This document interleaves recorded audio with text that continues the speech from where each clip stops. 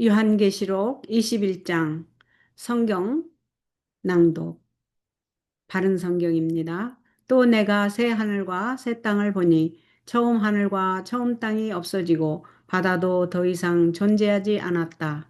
또 내가 거룩한 성, 새 예루살렘이 하나님께로부터 하늘에서 내려오는 것을 보니 신부가 남편을 위하여 단장한 것 같았다.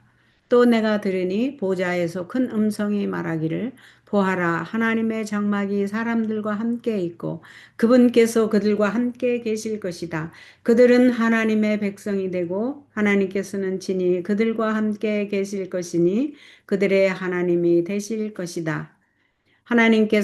하나님께서 그들의 눈에서 모든 눈물을 닦아주실 것이며 다시는 죽음이 없고 슬픔이나 우는 것이나 아픈 것이 더 이상 있지 않을 것이니 이는 처음 것들이 지나갔기 때문이다 라고 하였다.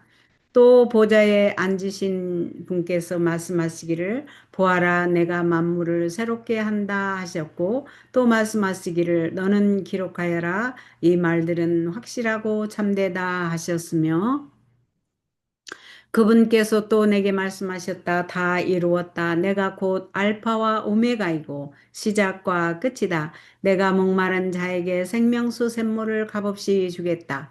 이기는 자는 이것들을 상속받을 것이며 나는 그의 하나님이 되고 그는 나의 아들이 될 것이다.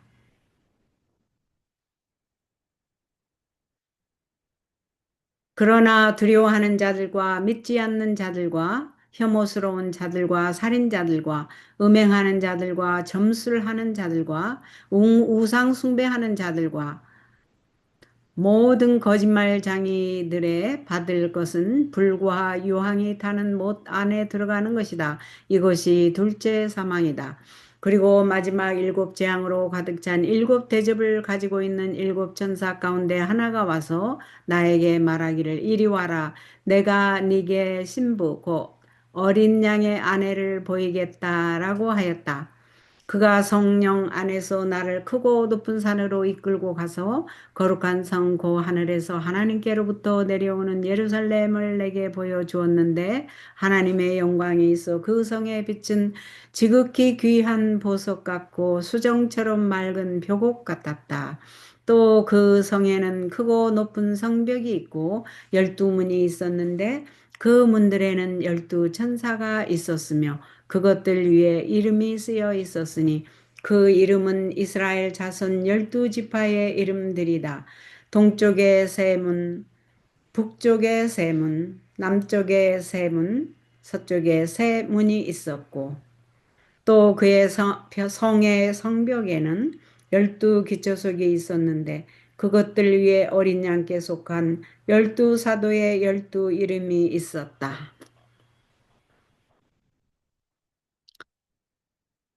나와 함께 말하던 천사는 그 성과 그 성의 문들과 성벽을 측량하려고 금 갈대자를 가지고 있었다.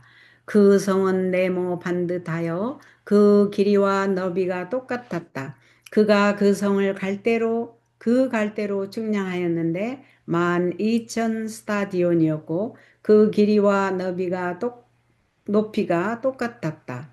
또 그 성의 성벽을 측량하니 144 규빗이니 사람의 치수, 고 천사의 치수이다.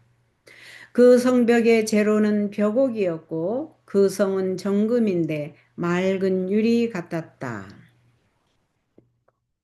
그 성벽의 기초석들은 각종 보석으로 꾸며졌는데 첫째 기초석은 벽옥, 둘째는 남보석, 셋째는 옥수, 넷째는 녹보석, 다섯째는 홍마노, 여섯째는 홍보석, 일곱째는 황옥, 여덟째는 녹옥, 아홉째는 담황옥, 열째는 비치옥, 열한째는 청옥, 열두째는 자수정이었다.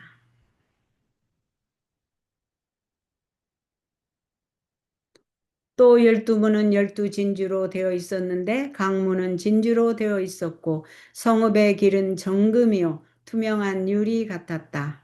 내가 그 성 안에서 성전을 볼 수 없었으니 주 하나님 곧 전등하신 분과 어린 양께서 그 성의 성전이시기 때문이다. 그 성은 해나 달이 비출 필요가 없으니 하나님의 영광이 그것을 비추시고 어린 양께서 그 성의 등불이 되시기 때문이다. 나라들이 그 성의 빛 가운데로 다닐 것이며 땅의 왕들이 자신들의 영광을 가지고 그 성으로 들어올 것이다. 그 성의 문들은 낮에는 결코 닫히지 않을 것이며 거기에는 밤이 없을 것이다. 그들이 나라들의 영광과 존귀를 가지고 그 성으로 들어올 것이다. 모든 속된 것과 혐오스러운 것과 거짓을 행하는 자는 그곳으로 들어오지 못할 것이나 다만 어린 양의 생명책에 기록된 자들만 들어갈 것이다.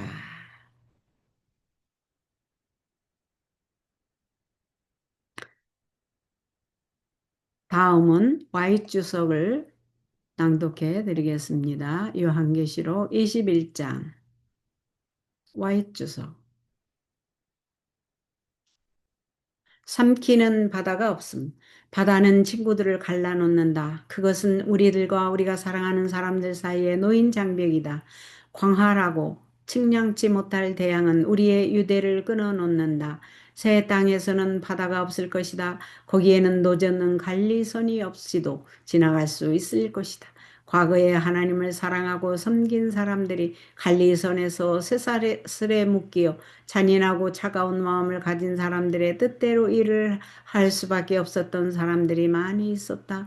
주님은 동정과 긍휼로 그들의 고통을 지켜보셨다. 하나님께 감사하리로다. 새 땅에는 무서운 경량도 없을 것이며 삼키는 바다도 쉼없이 철썩거리는 바다도 없을 것이다.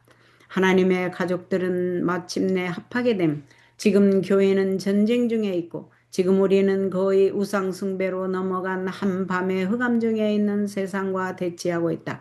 그러나 싸울 날이 올 것이며 승리를 쟁취할 날이 올 것이다. 하나님의 뜻이 하늘에서 이루어짐과 같이 땅에서도 이루어질 것이다. 그때의 만국은 다른 법이 아닌 하나님의 율법을 갖게 될 것이다. 모든 사람은 행복하고 연합된 한 가족이 될 것이며 자장과 감사의 옷, 곧 그리스도의 의의 옷을 입을 것이다. 참으로 아름다운 모든 자연은 계속 찬양과 감사를 하나님께 드릴 것이다.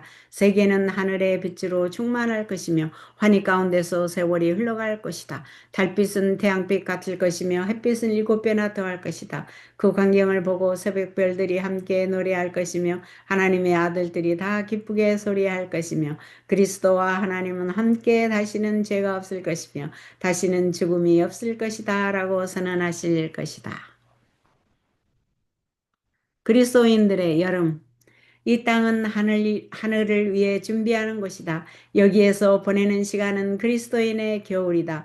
여기에는 고난의 찬 바람이 우리에게 불어오고 환란의 파도들이 밀려온다. 그러나 가까운 장래에 그리스도께서 오실 때 슬픔과 단식이 영원히 끝날 것이다. 그때에 그리스도인들은 여름을 맞을 것이다. 모든 시련들은 끝이 나고 다시는 아픈 것이나 죽음이 없을 것이다. 모든 눈물을 그 눈에서 씻기심에 다시 사망이 없고 애통하는 것이나 곡하는 것이나 아픈 것이 다시 있지 아니하리니 처음 것들이 다 지나갔음이러라.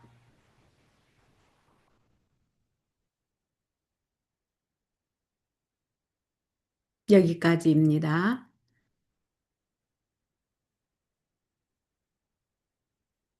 다음은 사무엘하 17장으로 가겠습니다.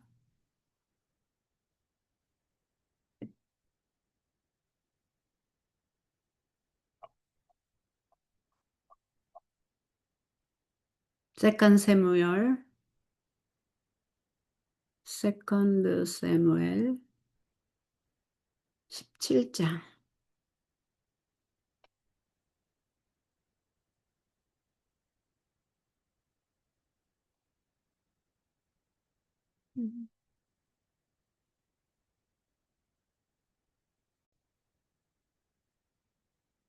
이번에는 역대 사무엘하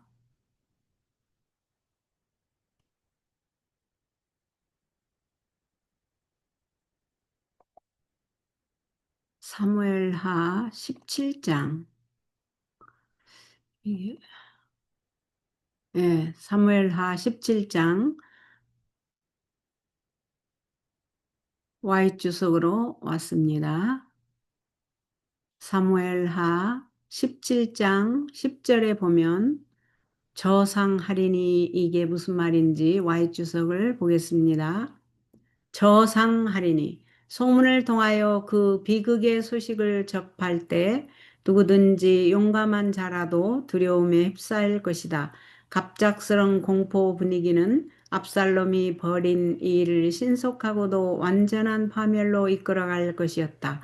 후세는 압살롬의 두려움과 조심성에 호소하였다. 바른 성경 10절이 무엇이었는지를 봐야 되겠네요. 여기 보면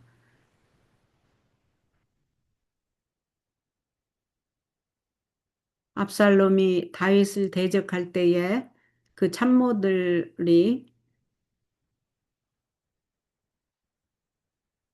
계략을 꾸미는 그 장면인데요. 10절.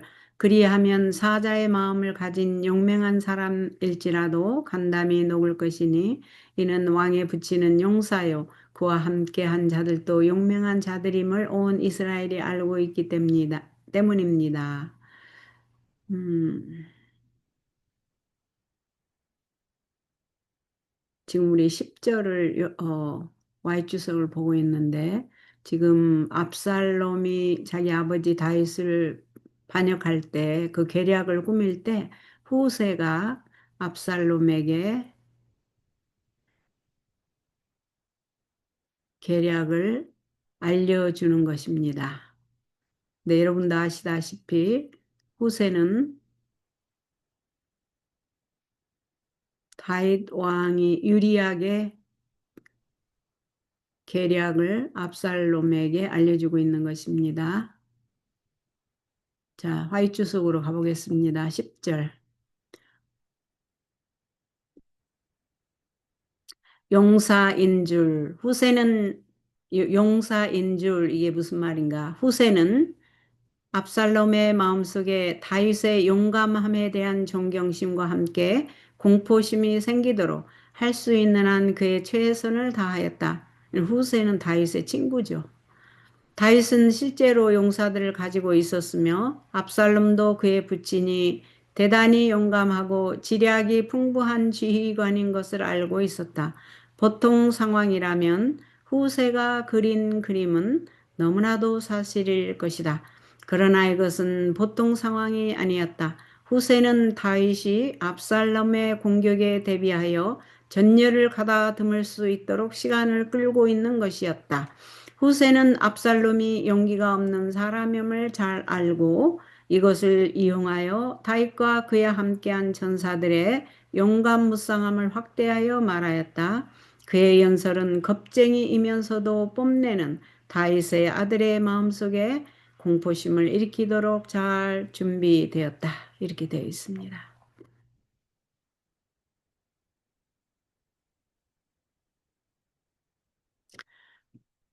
그다음 여기 24절에 Y 주석이 이렇게 나와 있는데요.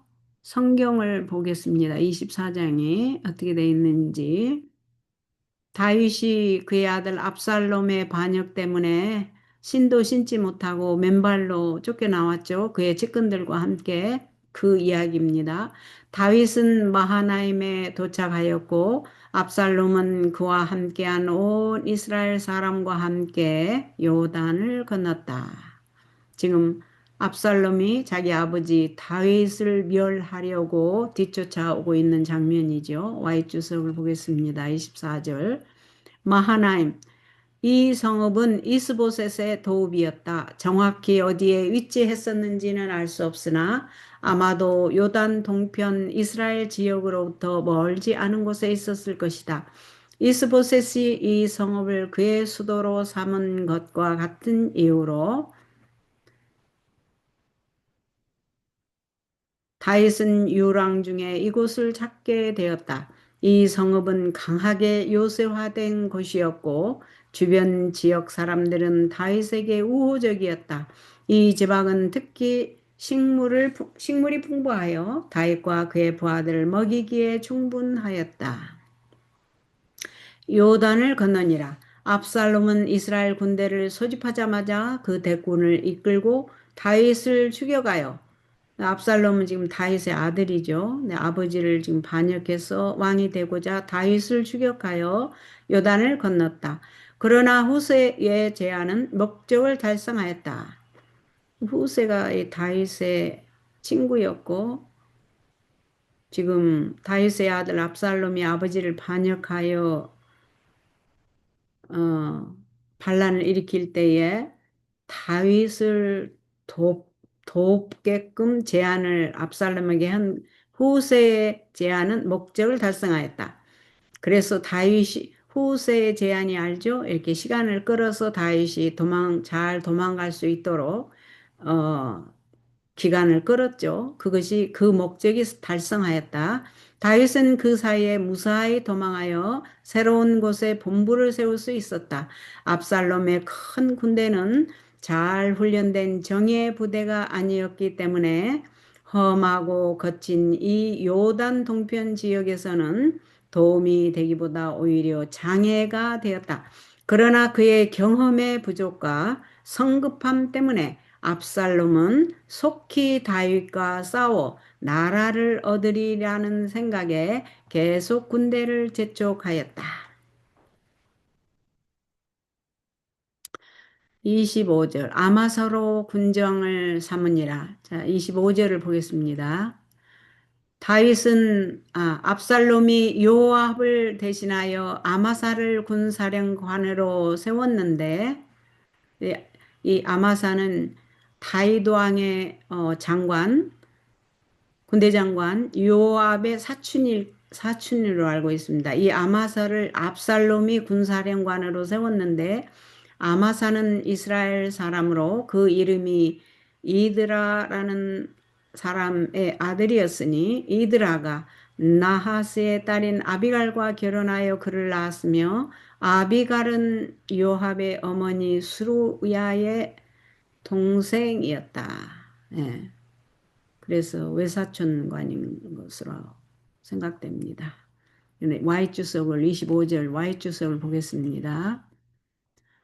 자, 다윗이 아마사로 군정을 삼은 거죠. 요압은 압살롬과 사귀어 그로 유랑 생활을 끝내고 돌아와 다시 다윗의 총애를 입게 하는 일을 맡았었다. 예전에 압살롬이 배다른 형제 암논을 죽였죠. 압살롬이 자기 여동생을 패망케 한 암논을 죽였죠. 그 일로 인해서 다윗이 압살롬을 어, 쫓아냈죠. 그래서 몇 년 동안을 왕궁에 들어오지 못하고 유랑할 때 다윗의 군대 장관 요압이 힘을 써서 압살롬을 다시 궁으로 들여오게 하는 일을 했었죠. 그죠? 기억하시죠? 그러나 압살롬이 아버지를 향해서 반역을 일으키자 요압은 여기 그는 요압이죠. 그는 다윗에게 충성하여 유랑 중인 그를 호위하면서 유랑 중인 이제 다윗이 유랑하게 됐죠, 지금. 그래서 다윗을 호위하면서 군장의 지위를 유지하였다. 반면 요한의 사촌이었던 아마사는 아까 여기 나왔었죠. 예, 외사촌이죠. 아마사는 압살롬의 군대의 총지휘관이 되었다. 집안 싸움이 결국 부하들도 집안 싸움이 되네요. 여기 이스라엘 사람 이드라 이게 무슨 말인가? 이스마엘 사람 예델이라고도 불렸다. 예델은 이드라의 다른 형태에 불과하며 이스라엘 사람은 이스마엘 사람을 잘못 표기한 것 같다. 그렇게 나왔네요.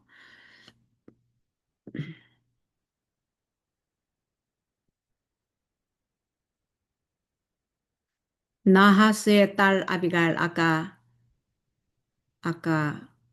요압의 외사촌이었던 아마사 네, 어머니에 대한 설명이죠.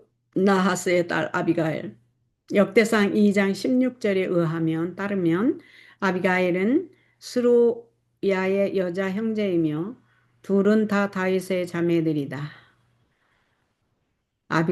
이름이 아비가일이 유명한가 봐요. 많죠.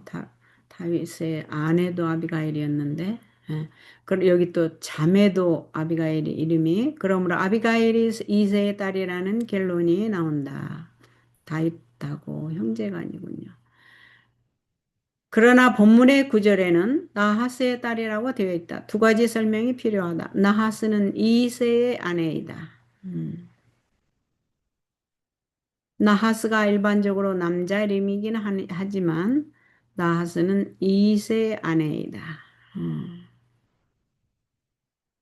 그러니까 아비가일이 나하스의 딸이니까 다윗하고는 음, 자매가 되네요. 다윗의 자매. 그렇지 않으면 대상 2절 16절의 자매란 말이 이복 자매를 뜻하며 아비가일과 스루야는 어머니 쪽으로만 다윗의 자매이고 나하스는 아비가일이 태어날 당시 어머니의 남편이었다. 음, 음. 네, 지금 이렇게 나와 있습니다. 오늘은 여기까지 하겠습니다.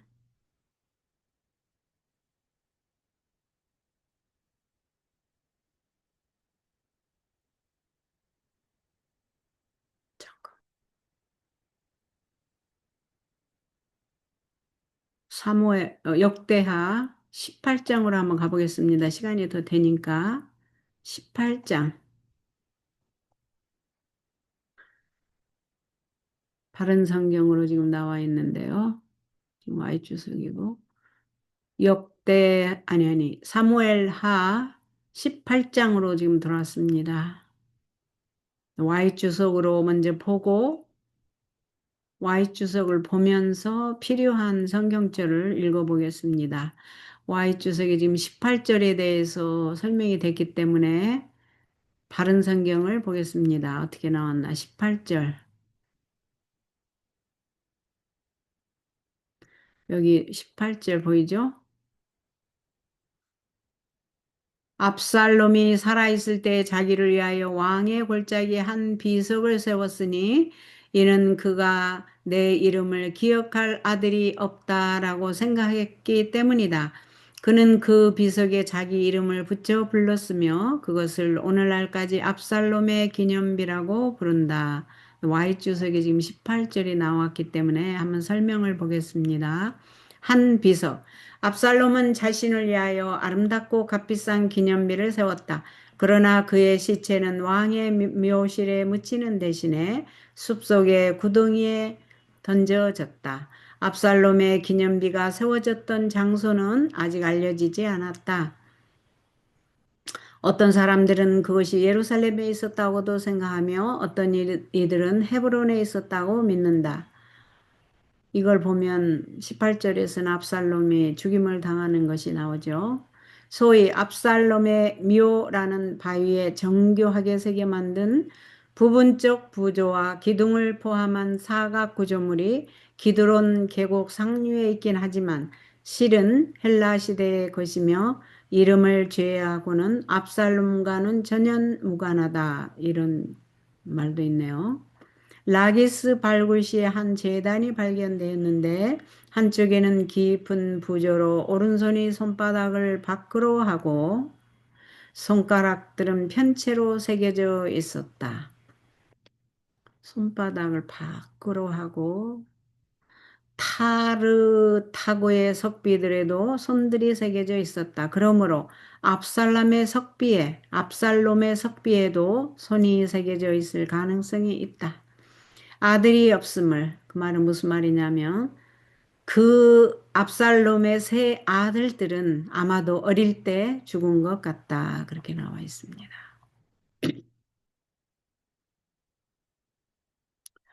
이제 압살롬이 죽은 다음에 다윗을 반역해서 압살롬이 반란을 일으켰고 결과는 다윗의 승리요 압살롬의 패망으로 끝이 났네요. 33절. 오, 내 아들 압살롬아. 자, 이게 무슨 말인지 성경으로 가보겠습니다. 다윗 왕은 마음이 심히 아파서 성문의 다락방으로 올라가 울었다. 여기 32절에 보면 다윗 왕이 자기를 반역한 아들이지만 아들이 살아있기를 바라는 부모 마음이 여기 나옵니다. 젊은 압살롬은 무사하냐 물을 때에 그 기별자가 죽었다는 것을 알려주죠. 그럴 때 다윗 왕은 마음이 심히 아파서 성문의 다락방으로 올라가 울었다. 그가 가며 말하기를 내 아들 압살롬아 내 아들 압살롬아 내가 너를 대신하여 죽었더라면 압살롬아 내 아들아 내 아들 내 아들아 하였다. 그 Y 주석을 보겠습니다. 오 내 아들 압살롬아 자기를 반역한 아들이지만 부모의 심정이 죽은 아들을 애통해하는 그 부모의 심정이 나옵니다. 성경에 이보다 더 비통한 슬픔의 기록은 없다. 마음이 부드러운 왕이기에 그런 슬픔이 더 무겁기도 했지만 다윗의 슬픔은 그저 아들을 잃은 한 아버지의 슬픔은 아니었다. 다윗의 마음을 무너지게 만든 것은 비극으로 끝나게 된 이 모든 사건들에 대한 책임이 그에게 있다는 생각이었다. 암논이 압살롬의 누이 다말을 욕보인 후에 압살롬은 그의 형제 암논을 살해하였다.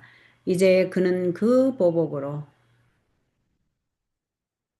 그의 친아버지에 대항하여 일으킨 전쟁에서 살해되었다. 이 모든 일은 다윗 자신이 저지른 극악한 죄의 자연적 결과였다. 이렇게 나옵니다.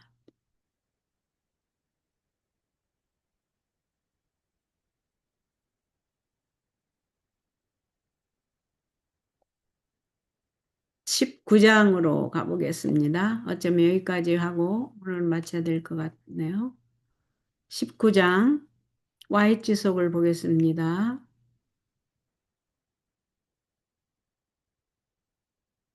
이제 시므이에 대한 이야기이기 때문에 오늘은 18장 사무엘하 18장으로 끝내고 다음번에 시므이에 대한 이야기가 나오는 19장으로 가겠습니다. 오늘은 압살롬까지만 하겠습니다.